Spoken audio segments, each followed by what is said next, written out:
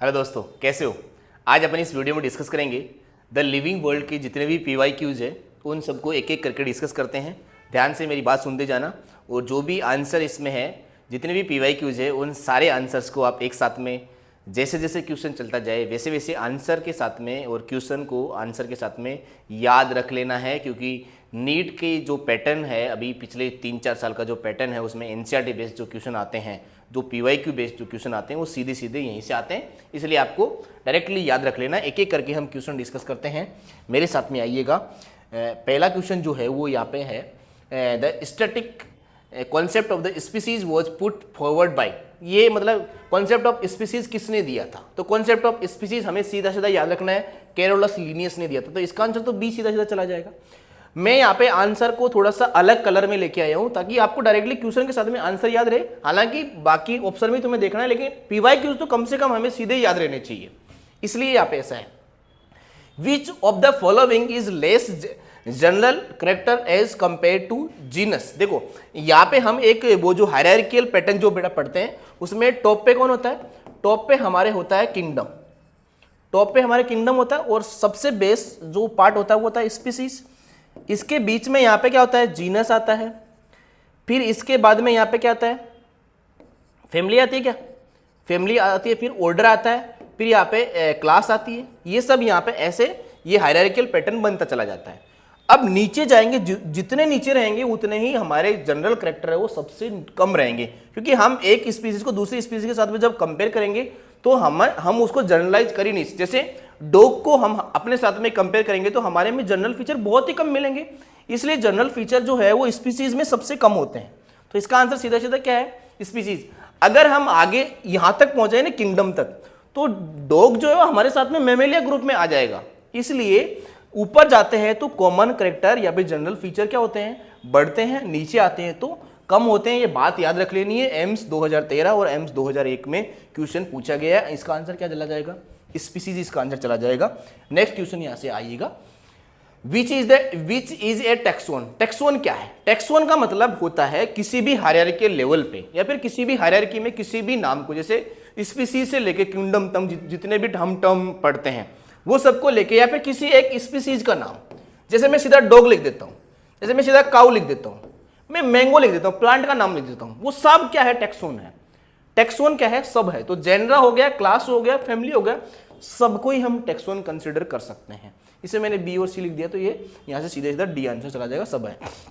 The common characteristics between tomato and potato will be maximum at the level of their. ये यहाँ पे common character की बात कर रहे हैं, तो कॉमन कैरेक्टर मैक्सिमम कहां पे होंगे? जहां पे ये दोनों मिक्स हो रहे होंगे। कहां पे दोनों मिक्स होते हैं? ये दोनों क्या वेजिटेबल है? वेजिटेबल में फैमिली सोलेनेसी फैमिली से बिलोंग करते हैं, इसलिए इनकी फैमिली जो है उसमें इसके मैक्सिमम कैरेक्टर कंसीडर किए जाएंगे। क्या आपको बात समझ में आई? नेक्स्ट क्वेश्चन डिस्कस करते हैं। A group of plant with similar trait of any rank is.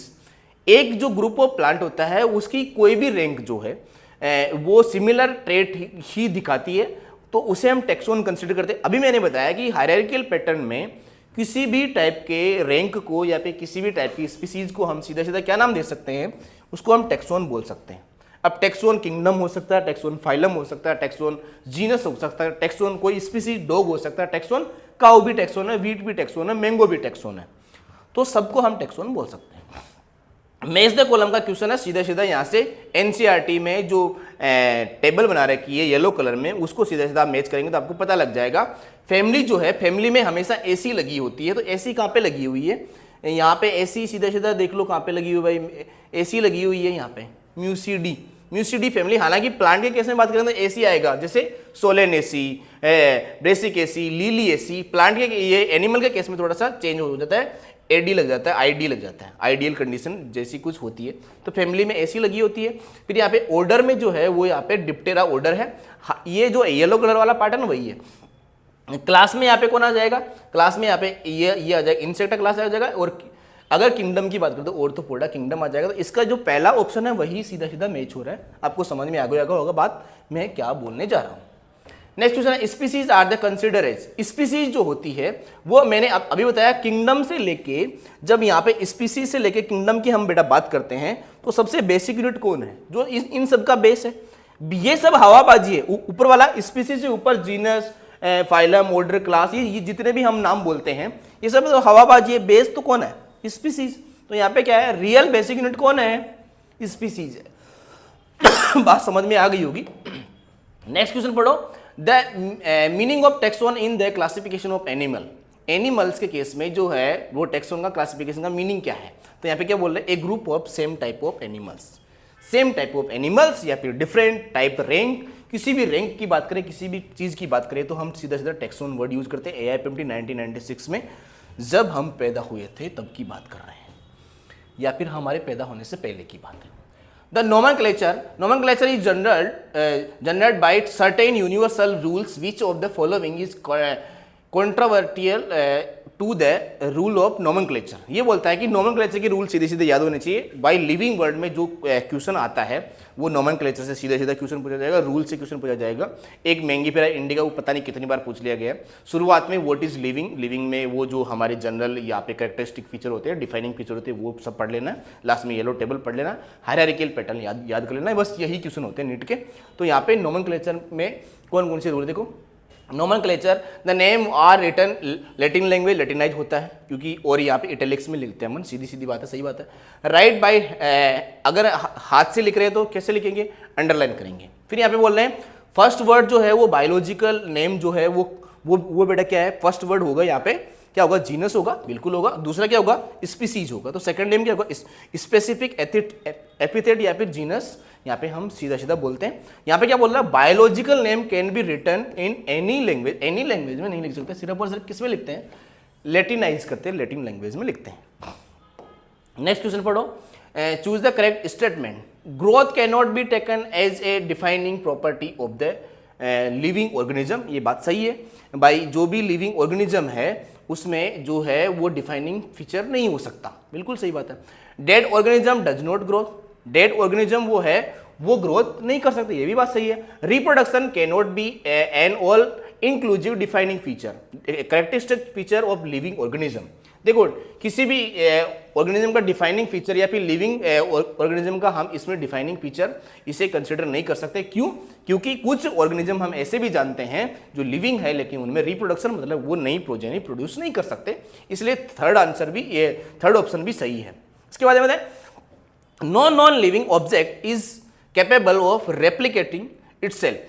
जो नॉन लिविंग थिंग्स होती है वो भी रेप्लिकेट कर सकते, जैसे RNA जो होता है वो वायरस में होता है, वो भी अपने आप को रेप्लिकेट कर सकता है। लेकिन यहाँ पे बोल रहा है कि लिविंग जो पार्ट है, मतलब किसी ऑर्गेनिज्म की अगर हम बात करें तो अपने आप को रेप्लिकेट करके बड़ा नहीं कर सकता, ये भी बात भी सही है। फिर metabolism is a test tube in non living. Test tube में जो मेटाबॉलिज्म होता है वो तो लिविंग रिएक्शन होता है, ये बात याद रखना है। लिविंग रिएक्शन है वो, तो वो मेटाबॉलिज्म तो है, लेकिन अगर इनसाइड मेटाबॉलिज्म हम बात करें तो वो डिफाइनिंग फीचर होगा। यहाँ पे सिर्फ और सिर्फ टेस्ट ट्यूब की बात करते तो वो तो लिविंग रिएक्शन है, नॉन लिविंग नहीं है, तो ये गलत बोल रहा है, ये बात गलत बोली जा रही है।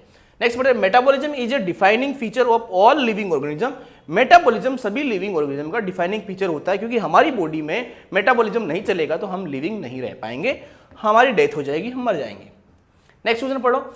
Assassin is a taxon and category are different thing. Taxon और जो कैटेगरी है वो डिफरेंट थिंग है, बिल्कुल है भाई। किसी भी कैटेगरी को हम यहाँ पे टैक्सोन बोल सकते हैं, और मतलब एक जो कैटेगरी है वो टैक्सोन के साथ में वेरी कर सकते हैं। जैसे मान लो किसी स्पीसीज की बात करें और उसकी कैटेगरी की बात करें, जैसे फाइलम की बात करें तो वो अलग अलग हो सकती है, बिल्कुल सही बात है। कैटेगरी शो ए हायरार्किकल क्लासिफिकेशन। कैटेगरी जो है हायरार्किकल क्लासिफिकेशन दिखाती है, जैसे स्पीसीज क्या है, जीनस क्या है, क्लास क्या है, ऑर्डर क्या है, वो सब बताती है। इसका मतलब दोनों बात ही सही है, और कैटेगरी जो हायरार्किकल पैटर्न दिखाती है इसीलिए तो वो टैक्सोन के साथ में मैच नहीं होती है। इसका मतलब दोनों ही बात सही है, और इसका करेक्ट एक्सप्लेनेशन है। तो पहला क्या है, both assertion reason are correct and the correct explanation of assertion जो है उसका रीजन जो है वो करेक्ट एक्सप्लेनेशन दे रहा है। अब देखो फिर से यहाँ पे देखना, मैच द कॉलम का क्वेश्चन है। अब की बार प्लांट का जो यहाँ पे प्लांट से रिलेटेड जितनी बातें आई वो आई है। तो फैमिली में हमेशा एसी लगी हुई, तो एसी कहाँ पे लगी हुई है? यहाँ पे एसी नहीं है, एसी नहीं है किसी सोलन एसी में एसी लगी हुई है, तो लगा दो, सीधी सीधी एसी लगा दो। तो एसी यहाँ पे दो में लगी हुई, एक यहाँ पे लगी हुई, एक यहाँ पे लगी हुई है। दूसरा लगते किंगडम क्या है? किंगडम तो प्लांट किंगडम है, सीधा सीधा हम जानते ही हैं प्लांट किंगडम। ऑर्डर क्या है? ऑर्डर है यहाँ पे मोनी पोएल्स, पोली, पोलीमोनियल्स, एल्स, एल्स जहाँ पे भी लिखे वो ऑर्डर आएगा। ऑर्डर प्लांट के केस में याद रख लेना, ऑर्डर के केस में एल्स लगाएगा और एसी फैमिली के केस में लगी आएगी। तो यहाँ पे ऑर्डर क्या आ जाएगा? स्पीसीज कौन सी है? सोलेनम ट्यूबरोसम, सोलेनम जीनस है, ट्यूबरोसम क्या है? स्पीसीज है। जीनस, जीनस क्या आ जाएगा? सोलेनम। जीनस पहले लिखते हैं, स्पीसीज बाद में लिखते हैं। ऑप्शन बी इसका सही चला जाएगा, आपने देख लिया होगा। Which one of the following animal is correctly match with the it's particular taxonomical category. ये यहाँ पे नोमेनक्लेचर मतलब नाम लिखा हुआ है और ये बोल रहा है कि किसका नोमेनक्लेचर जो है वो सही लिखा गया है। तो यहाँ पे टाइगर का टिग्रिश जो है वो स्पीसीज है, क्योंकि वहाँ पे हम लियो पैंथेरा या फिर ये जो पैंथेरा वर्ड यूज करते हैं उसमें आगे लियो वर्ड की लियो टिग्रिश जो है वो यहाँ पे स्पीसीज दिखाता है। यहाँ पे ये बोला ह्यूमन प्राइमेटा फैमिली होता है, ये गलत है। कटल फिश मोलस का क्लास होता है, ये भी गलत है, क्योंकि ये तो क्या है, फाइलम जो है वो उससे रिलेटेड है। फिर इसके बाद में फाइलम की क्लास है। उसके बाद में हाउस फ्लाई मस्का, ये बेटा ऑर्डर नहीं है, जीनस है। तो ये हमारे यहाँ पे आंसर सीधा सीधा ए चला जाएगा। नेक्स्ट क्वेश्चन देखो, Linnaeus is credit for introduction of binomial nomenclature. सीधा सीधा आंसर हमें एनसीईआरटी की लाइन से ही पता है। तो select the correct return scientific name mango. Mango का नाम नीट 2019 में पूछा गया, पहले भी बहुत बार पूछा गया है। यहाँ पे देखो नाम कैसे लिखा गया है। यहाँ पे ये नाम भी सही है, ये नाम भी सही है, ये दोनों नाम सही है, लेकिन ज़्यादा करेक्ट कौन सा है? नीट में कई बार मोर करेक्ट आंसर हमें सिलेक्ट करना है। बी भी सही आंसर है, सी भी सही आंसर है, लेकिन बी ज़्यादा सही इसलिए है क्योंकि नोमेनक्लेचर के जब हम रूल पढ़ते हैं तो हमें वहाँ पे ये भी लिखा हुआ है कि मैंगीफेरा इंडिका जो हमने लिख दिया है वो यहाँ पे भी लिखा है, यहाँ पे भी लिखा है, दोनों जगह सेम लिखा है, हम रूल को फॉलो करते हुए लिखा है। लेकिन यहाँ पे साइंटिस्ट का नाम भी हमने शॉर्ट में कंसिडर किया है, तो ये ज़्यादा सही आंसर इसका चला जाएगा, तो 20 का आंसर चला जाएगा। नेक्स्ट क्वेश्चन पढ़ो, सीक्वेंस बतानी है हमें टेक्सोनोमिकल कैटेगरी की। हमें सीक्वेंस याद रहती है लेकिन हम भूल कहाँ पे जाते, देखना। पहले मैं यहाँ पे लिख देता हूँ किंगडम, नीचे लिख देता हूँ स्पीसीज। स्पीसीज के बाद में यहाँ पे हमें याद रहता है, स्पीसीज के नीचे हमें याद रहता है जीनस। हम यहाँ पे घूम जाते हैं बीच वाले, इसके नीचे फाइलम आता है, इसके नीचे क्या आता है? फाइलम, या फिर डिवीजन आता है। तो किंगडम के नीचे डिवीजन आता है, यहाँ पे भी हम याद रहते। तो कुल मिला के 4 तो हम याद, बीच वाले 3 हम भूल जाते हैं। तो हमें एक बात याद रखनी, सीधी सीधी कॉफ याद रखना है, COF। इसका मतलब फैमिली होता है, इसका मतलब ऑर्डर होता है, इसका मतलब क्लास होता है। अब ये सीक्वेंस यहाँ से मैच करा के देख लो, जो सीक्वेंस इसके साथ में मैच हो रही है वो यहाँ पे सीधी सीधी चली जाएगी। डिवीजन, डिवीजन के बाद में क्लास, क्लास के बाद में ऑर्डर, ऑर्डर के बाद में फैमिली, फैमिली के बाद में यहाँ पे ट्राइब्स, ये ट्राइब इसके बीच में आता है, फिर आता है जीनस और फिर आता है स्पीसीज। बाकी कोई भी ऑप्शन आपसे मैच नहीं हो पाएगा, देख लेना दोबारा से। Which one of the following against the rule of ICBN, international code for botanical nomenclature के अगेंस्ट कौन सा रूल है? तो यहाँ पे ये सारे देखो साइंटिफिक नेम लिखे होंगे, अंडरलाइन लिखा होगा अगर हम हाथ से लिख रहे हैं तो। फिर यहाँ पे स्पीसीज जो है वो यहाँ पे छोटे लेटर में लिखेंगे और उसको बाद में लिखेंगे, ये भी ठीक है। लैटिन लैंग्वेज में लिखेंगे और इटैलिक्स में लिखेंगे। लास्ट में लिखा है generic and specific name should be written starting and small letter. नहीं, जेनरिक नेम को हम कैपिटल लेटर से स्टार्ट करेंगे, तो ये इसका आंसर गलत चला जाएगा। ये तो बहुत सिंपल है, वैसे बहुत टाइम लगा रहे हैं। Binomial nomenclature system of Linnaeus means that every organism has. हम बाइनोमियल नोमेनक्लेचर करते क्यों है? ऑल ओवर वर्ल्ड में किसी भी ऑर्गेनिज्म को एक ही नाम से जाना जाना चाहिए। अगर हम डिफरेंट टाइप के नाम रख देंगे, जैसे मानता हूँ कि हम आलू की बात करें तो आलू को अलग अलग रीजन में अलग अलग नाम से, कहीं पे बटाका बोला जाता है, कहीं पे पटेटो बोला जाता है, कहीं पे पटेटो बोला जाता है, कहीं पे आलू बोला जाता है। तो अलग अलग नाम से हम अलग अलग कंट्रीज में भी जाएंगे तो हम फिर पहचान नहीं पाएंगे कि हम किसकी बात कर रहे हैं। इसलिए यूनिवर्सल रूल होना चाहिए। तो यूनिवर्सल रूल होगा तो हम सीधा सीधा सोलेनम ट्यूबरोसम जैसे ही बोलेंगे तो हमें पता लगेगा, या फिर सामने वाले को भी पता लगेगा कि हम किसकी बात कर रहे हैं। तो यहाँ पे ये सीधा सीधा लिखा कि one scientific name with generic and other with specific epithet, मतलब किसी भी ऑर्गेनिज्म का नाम लिखने के लिए पहले हम जीनस लिखेंगे, फिर उसके बाद में हम स्पीसीज कंसिडर करेंगे। उसका आंसर डी चला जाएगा। Next question, binomial nomenclature means return the name of plant animal in 2 words which design. पहले जीनस फिर स्पीसीज, फिर इसके बाद में assertion reason. Systematics is the branch of the biology that deals with the classification of living organism. Branch of biology है और वो classification के साथ में डील करती है और हमें समझाने में भी हेल्प करती है। The aim of classification is to group of organism. हाँ, एम यही है कि हम उस क्लासिफिकेशन को प्रॉपर तरीके से समझ पाएं। लेकिन ये बोल रहा है कि ये हमारे क्लासिफिकेशन की ब्रांच है और ये हमारे को एम समझा रहा है। मतलब दोनों बात तो सही है, अपनी अपनी जगह बात सही है, लेकिन ये रीजन असर्शन का करेक्ट एक्सप्लेनेशन नहीं है, इसलिए इसका आंसर देखो बी चला जाएगा। हाँ, इसका आंसर बी ही लिख रखा है। समझ गए मेरी बात? हाँ, फिर देखो क्वेश्चन कितनी बार रिपीट हुआ होगा। Who propose the binomial nomenclature, सीधी सीधी बात, कैरोलस लिनियस पहला ही क्वेश्चन था जो 1990 में आया हुआ था। The basic unit of the classification species होती है, ये भी बहुत सिंपल क्वेश्चन है, सीधा याद ही रहता है। First act of taxonomy is, taxonomy जब भी हम पढ़ते हैं, किसी टेक्सोन के बारे में जब भी हम पहली बार जानते हैं, तो पहली बार हमें क्या करना चाहिए? पहली बार उसकी पहचान करनी चाहिए, उसका आइडेंटिफिकेशन करना चाहिए, फिर उसका हम डिस्क्रिप्शन लिखेंगे कि इसके बारे में हम क्या क्या लिख सकते हैं, किसी दूसरे ऑर्गेनिज्म को मैच कराएंगे, कितनी बातें मैच करा सकते हैं। तो पहले हमें आइडेंटिफिकेशन करना है, फिर हमें डिस्क्रिप्शन लिखना है, फिर हमें उसका नाम लिखना है और फिर लास्ट में उसको क्लासीफाई कर देना, या फिर क्लासीफाई करने के बाद में उसका नाम लिखना है। लेकिन पहला स्टेप क्या है? आइडेंटिफिकेशन। ये भी 2-3 बार नीट में पूछा गया है, तो आपको पता रहना चाहिए। इसके बाद में क्वेश्चन है, in the taxonomic category which hierarchical arrangement is ascending order is correct case of animals. ये वही बात है। देखो, किंगडम फाइलम हमें याद रहता है, स्पीसीज जीनस हमें याद रहता है, हमें बीच वाली बात याद नहीं रहती। बीच वाली बात को हम ऐसे ऐसे याद रख लेंगे, सीधा सीधा कॉप से। तो यहाँ पे क्लास आएगी, ऊपर क्लास आएगी, मतलब ऐसे सीधा लिखेंगे ना, किंगडम से लेके स्पीसीज तक, तो हमें बीच में याद रख लेना, यहाँ पे आएगा कोफ। तो यहाँ पे नीचे क्या आएगी? फैमिली आएगी, बीच में ऑर्डर आएगा, ऊपर क्लास आएगा। कई बार हम यहाँ पे भी फ्लक्चुएट कर जाते हैं, तो यहाँ पे सीधा सीधा कोफ याद रख लो, क्लास, ऑर्डर और फैमिली। सीधा सीधा आंसर क्या चला जाएगा? डी इसका आंसर चला जाएगा। नेक्स्ट क्वेश्चन है, the living organism can be unexceptionally distinguished from the non living things on the basis of their ability for interaction with the environment and progressive evolution. नहीं, growth and movement, इसके साथ भी बता सकते हैं, reproduction, responsiveness to touch.